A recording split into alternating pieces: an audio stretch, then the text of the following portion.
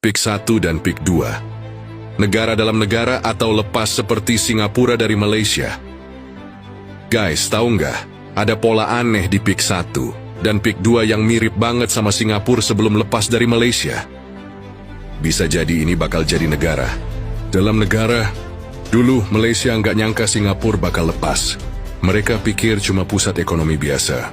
Tapi lihat sekarang, negara kecil itu malah lebih maju dari Malaysia sendiri. Fakta yang mengejutkan, Singapura dulu bagian dari Malaysia sebelum akhirnya lepas tahun 1965. Penyebab utamanya adalah ketimpangan ekonomi, konflik politik, dan dominasi modal asing. Sekarang lihat PIK, kota elit di atas tanah reklamasi, dikuasai oleh segelintir orang kaya. Kenapa PIK 1 dan PIK 2 bisa jadi negara dalam negara? 1. Dikuasai konglomerat dengan koneksi global. PIK bukan cuma milik Indonesia, ada investor asing yang menanam modal besar di sini. 2. Isolasi sosial dan ekonomi. Lo perhatiin nggak? PIK itu beda banget sama Jakarta dan Banten. Dia mewah, eksklusif, dan seperti bukan buat semua orang.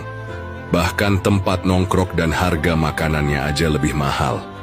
3. Berdiri di lahan reklamasi.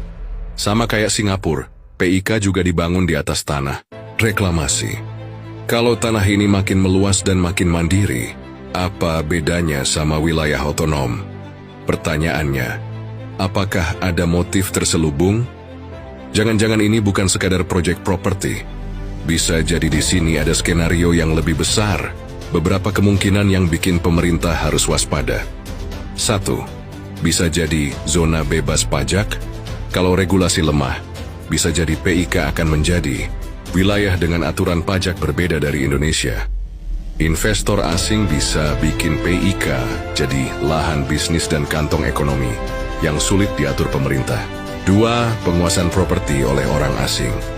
Udah banyak yang ngomong harga properti di PIK nggak masuk akal buat rakyat biasa. Berarti dengan luas lahan di PIK 1 dan 2, hanya segelintir masyarakat Indonesia yang bisa beli. Sisanya siapa? Yang beli? Orang asing? Jangan sampai kita jadi tamu di negeri sendiri. 3. Pemerintah kehilangan kontrol secara bertahap. Kalau investasi dan pengelolaan di PIK makin eksklusif, lama-lama bisa aja otonomi penuh. Jangan sampai terulang sejarah Singapura. Dulu Malaysia nggak peduli dan nggak kepikiran, dan tiba-tiba Singapura lepas. Jangan sampai Indonesia mengulang kesalahan Malaysia yang kehilangan Singapura. Solusi buat pemerintah dan masyarakat.